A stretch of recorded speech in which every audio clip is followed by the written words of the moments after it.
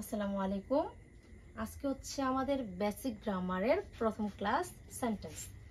আমরা মোটামুটি ভাবে সবাই সেন্টেন্স কাকে বলে, সেন্টেন্স কত প্রকার, কি জানি, কিন্তু আমাদের মূল বিষয় হচ্ছে আমরা সেন্টেন্স আসলে চিনতে পারি না। আসলে অ্যাসার্টিভ সেন্টেন্সকে কিভাবে চিনবো, ইন্টারোগেটিভ সেন্টেন্সকে কিভাবে চিনবো, ইম্পারেটিভ, অবজেক্টিভ, এক্সক্লামেটরি সেন্টেন্স এগুলোকে আমরা চিনতে পারি না। আমরা সবাই মোটামুটি ভাবে কাকে বলে জানি, কিন্তু আসলে সেন্টেন্সকে আমরা ইংলিশে চিনতে পারি না। চলো আজকে আমরা খুব সহজেই 5টা সেন্টেন্সকে চিনে ফেলি এবং খুব সহজে আয়ত্ত করে ফেলি। তাহলে দেখো, প্রথমে আমি বলি সেন্টেন্স কাকে বলে।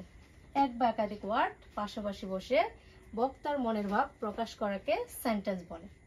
সেন্টেন্স 5 প্রকার: assertive sentence, interrogative sentence, imperative sentence, objective sentence এবং এক্সক্লামেটরি সেন্টেন্স।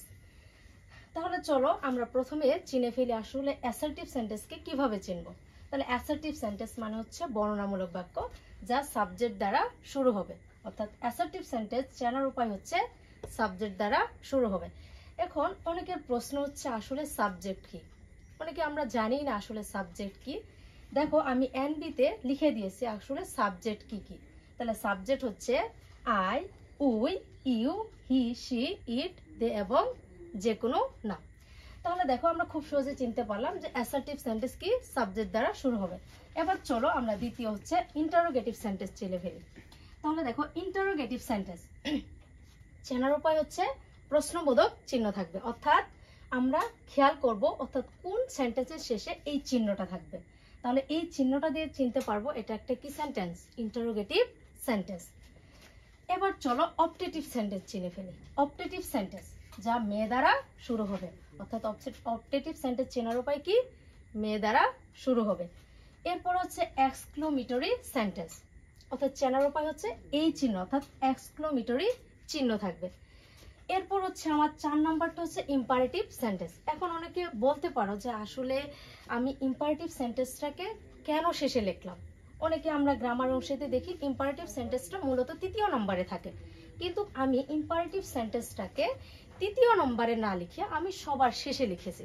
এর একটাই কারণ হচ্ছে এই 5টা সেন্টেন্সের ভেতরে 4টা সেন্টেন্সকে আমরা খুব সহজে চিনতে পারি।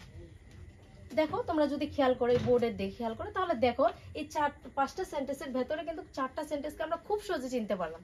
যেমন অ্যাসার্টিভ সেন্টেন্স সাবজেক্ট দ্বারা শুরু হবে, ইন্টারোগেটিভ সেন্টেন্স ইন্টারোগেটিভ চিহ্ন থাকবে, অবজেক্টিভ সেন্টেন্স মেয়ে দ্বারা শুরু হবে, এক্সক্লামেটরি সেন্টেন্স এক্সক্লামেটরি চিহ্ন থাকবে।